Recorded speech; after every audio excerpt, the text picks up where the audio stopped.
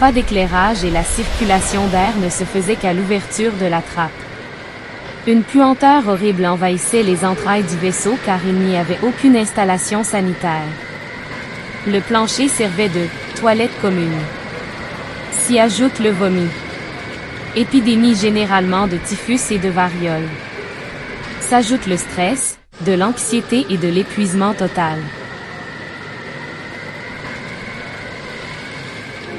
Les Anglais sont arrivés, dans l'église ils ont enfermé tous les hommes de ton village. Acadie historique des 1604. Les Acadiens seront déportés de toute façon.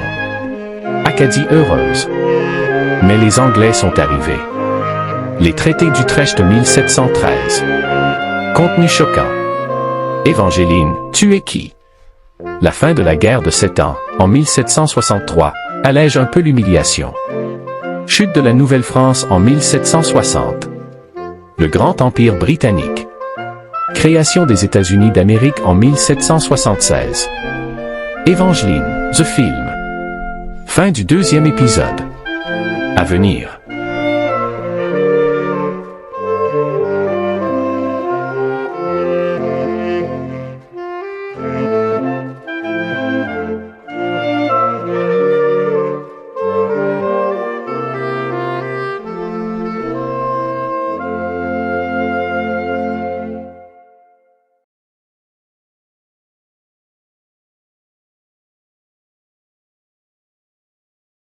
L'Acadie historique, colonie de la Nouvelle-France, est fondée en 1604 dans certains districts du pays des Micmacs qui s'appelle Micamachi et peuplée à partir de l'ouest de la France.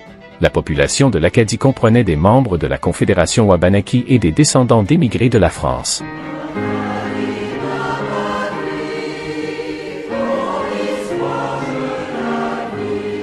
Conquise en 1713 par le royaume de Grande-Bretagne, elle subit le Grand Dérangement, dont la déportation des Acadiens de 1755 à 1763, et son territoire est morcelé. De retour d'exil, les Acadiens subissent des lois discriminatoires visant à exclure les catholiques et les institutions francophones afin de forcer les Acadiens à s'assimiler à la culture britannique.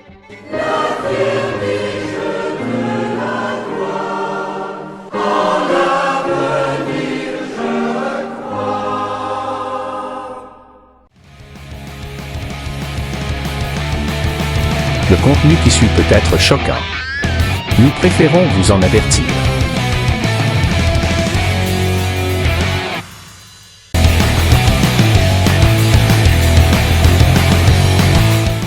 I will propose to them the oath of allegiance a last time. If they refuse, we will have in that refusal a pretext for the expulsion.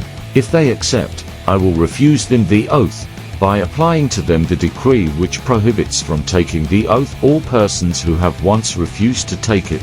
In both cases I shall deport them.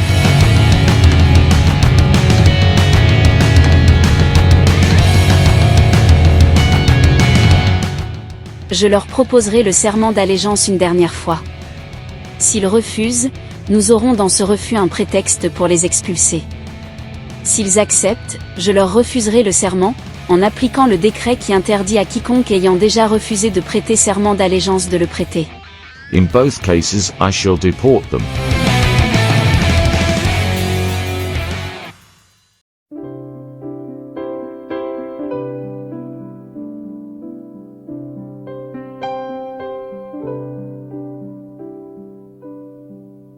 Les étoiles étaient dans le ciel, toi dans les bras de Gabriel. Il faisait beau, c'était dimanche. Les cloches allaient bientôt sonner et tu allais te marier dans ta première robe blanche. L'automne était bien commencé, les troupeaux étaient tous rentrés, partis toutes les sarcelles. Et le soir au son du violon, les filles, surtout les garçons, t'auraient dit que tu étais belle. Évangéline, Évangéline.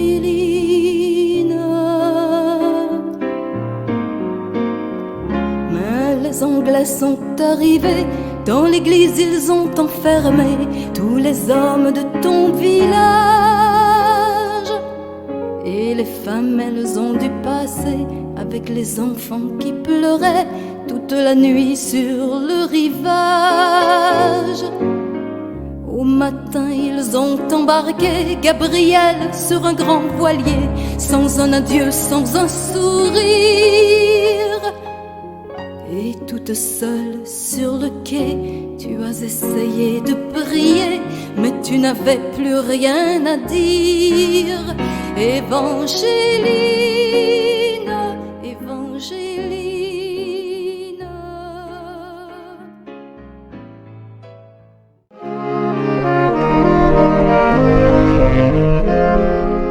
La France concède aux Britanniques la partie la plus peuplée de l'Acadie qui prend le nom de Nouvelle-Écosse. Plus de 1700 habitants deviennent des sujets britanniques. 400 soldats britanniques restent sur place avec un gouvernement militaire. La France conserve l'île Royale, aujourd'hui île du Cap-Breton. Les Acadiens tentent de demeurer neutres. Ils refusent de prêter au roi de Grande-Bretagne le serment d'allégeance. La paix franco-britannique est toute relative dans cette région de l'Amérique du Nord. La guérilla amérindienne, alliée à la France, est constante. Le 28 décembre 1720, à Londres, les lords ont écrit « Il nous semble que les Français de la Nouvelle-Écosse ne seront jamais de bons sujets de Sa Majesté. C'est pourquoi nous pensons qu'ils devront être expulsés aussitôt que les forces que nous avons dessein de vous envoyer y seront arrivées. » Après la fondation d'Halifax en 1749, les colons britanniques convoitent les terres des Acadiens. La population acadienne passe de 1700, en 1713, à plus de 15 000 en 1755.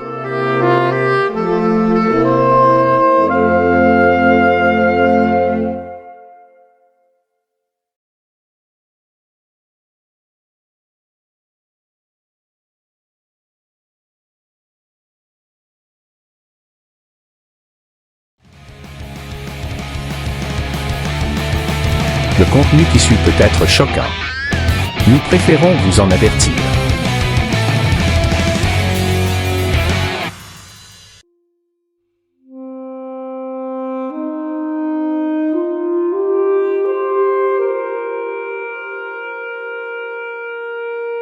Après la chute du Fort Beau-Séjour au printemps de 1755, les Britanniques d'Halifax mirent en branle la déportation de la population francophone de l'Acadie. Le 5 septembre 1755, John Winslow réunit les Acadiens francophones dans la petite église de Grand-Pré pour les renseigner sur l'édit de déportation.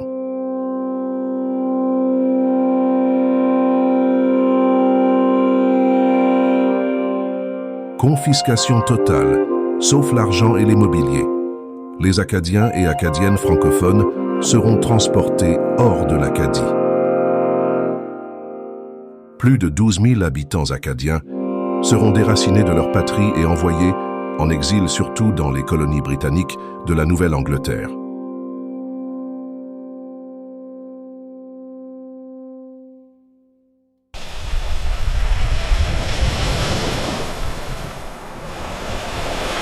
Les Acadiens déportés ont été forcés de supporter des températures hivernales dans des navires sans chaleur sur les eaux glaçantes de l'Atlantique Nord. Nous étions tellement entassés dans la cale des navires qu'il nous était impossible de nous coucher tous en même temps. Et par des vents violents et d'énormes vagues, les déportés crièrent de terreur dans leur prison noire sous le pont, mais ne pouvaient être entendus par-dessus le rugissement de la tempête. Ces Acadiens francophones étaient maintenus dans la cale pendant tout le voyage. Seulement 6 à la fois étaient autorisés à monter sur le pont toutes les 90 minutes en alternant.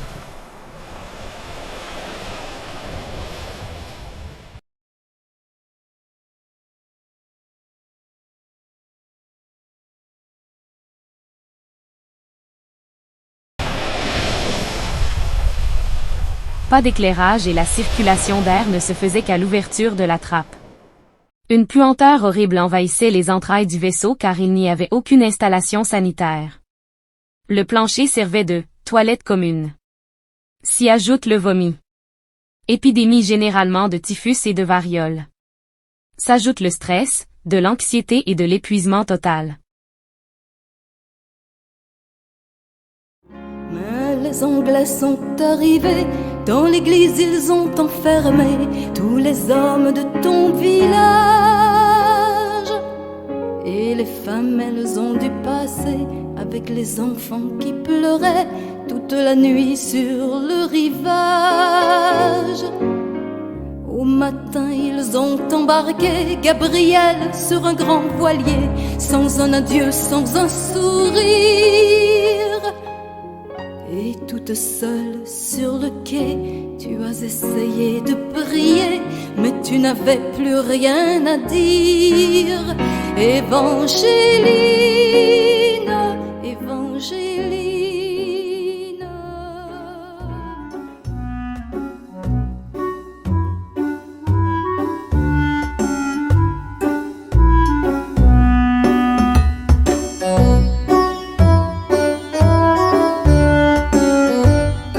Le texte de la chanson est inspiré de l'héroïne fictive Évangéline, du poème épique de Henry Wadsworth Longfellow, écrit en 1847 et qui raconte la déportation des Acadiens. La déportation des Acadiens est un événement de la guerre de 7 ans. Elle précède la chute de la Nouvelle-France.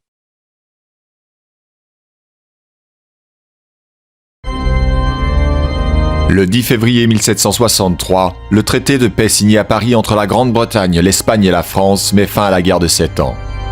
Une guerre marquée par des batailles terrestres et navales aux quatre coins de la planète, une première guerre mondiale en somme. Le traité consacre la domination des Britanniques sur l'Inde et met fin à la présence de la France au Canada et en Louisiane. L'Amérique du Nord devient anglo-saxonne. Depuis la première moitié du XVIIIe siècle, la rivalité entre les deux grandes puissances coloniales européennes n'avait fait que croître. En Amérique, autour des Grands Lacs, les escarmouches entre Français, Britanniques et leurs alliés autochtones se multiplient. Officiellement, cependant, la guerre ne commence en Europe qu'en 1756 lorsque la Prusse envahit la Saxe. Par le jeu des alliances, deux coalitions vont alors s'affronter, l'Angleterre et la Prusse d'un côté, la France, l'Autriche, la Suède, la Russie et plus tard l'Espagne de l'autre. Sur les mers, la supériorité de la marine britannique s'affirme rapidement. Livrées à elles-mêmes, les colonies françaises tombent les unes après les autres. Au Canada, Québec est emporté en 1759 et Montréal capitule un an plus tard. En Europe, la situation s'enlise, l'épuisement militaire et économique conduit les belligérants à ouvrir des négociations dès 1761. Mais il faudra 2 ans et l'entrée en guerre de l'Espagne pour parvenir à la paix. Le traité fait perdre l'essentiel de son premier empire colonial à la France, ne lui laissant que l'île de Saint-Pierre et Miquelon en Amérique du Nord et 5 comptoirs en Inde. Paris conserve toutefois Saint-Domingue et récupère la Guadeloupe et la Martinique. Pour les contemporains, l'échange des îles à sucre contre les quelques arpents de neige que constituait le Canada selon Voltaire est célébré comme un succès diplomatique.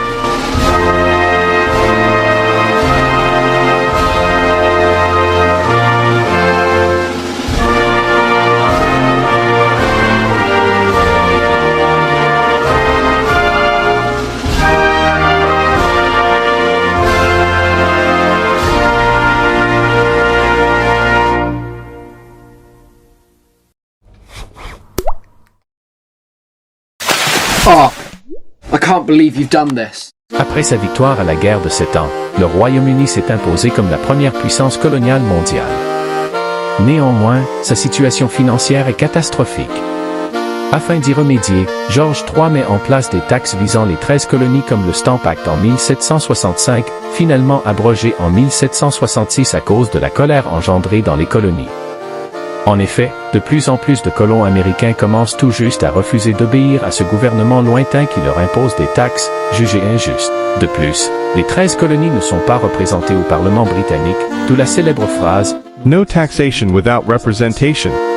Le 4 juillet 1776, à Philadelphie, les Américains proclament leur indépendance sous le nom des États-Unis d'Amérique. Oh.